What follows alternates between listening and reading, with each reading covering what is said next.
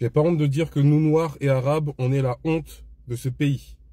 On se bat contre le racisme, les préjugés contre les gens de banlieue, pour montrer que nos origines, elles ne déterminent pas qui on est. Chaque jour, vous leur donnez raison. La honte. Hashtag Champs-Élysées. La question est, est-ce qu'on peut blâmer une personne qui pense ça? Il n'y avait pas que des personnes noires ou d'origine maghrébine hein, dans les... Mais c'est nous qu'on va le plus. C'est ça le problème. C'est ça le problème.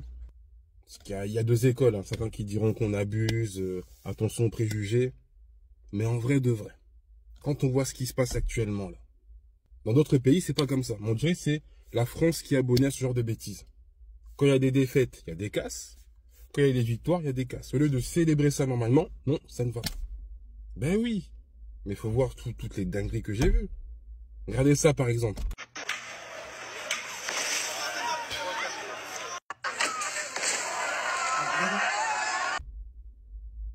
De la barbarie pure et dure. J'espère que lui sera retrouvé et qu'il va payer de ses actes.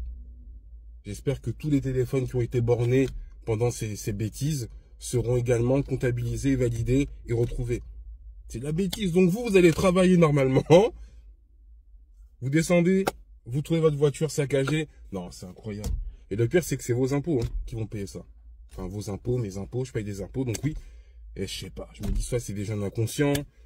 Ils ne payent pas d'impôts, c'est pas possible. Quelqu'un décemment qui va travailler, qui paye des impôts, ne peut pas se comporter comme ça. Ça fait vieux jeu, mais c'est la réalité. C'est la réalité. Toujours les mêmes. Toujours les mêmes. Donc moi, je comprends. Je comprends que même des personnes, ce soit noires comme moi, ou issues de l'immigration, ou maghrébins, etc., pensent ça. Bien évidemment, c'est les bons qui payent pour les mauvais. Bien oui. Bien évidemment qu'un arbre qui tombe fera plus de tracas et de grabuge que des arbres qui poussent de manière silencieuse. C'est toujours comme ça. C'est toujours comme ça. Mais je comprends. Et je suis d'accord quand même. Décapotable, il est passé parmi la foule. Il a été envahi.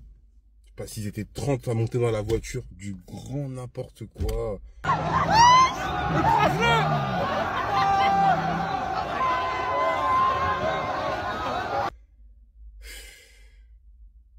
En 98, quand la Coupe du Monde donc, a eu lieu, terminée, la France a gagné, je me rappelle, on descendait en famille dans les rues. On descendait en famille.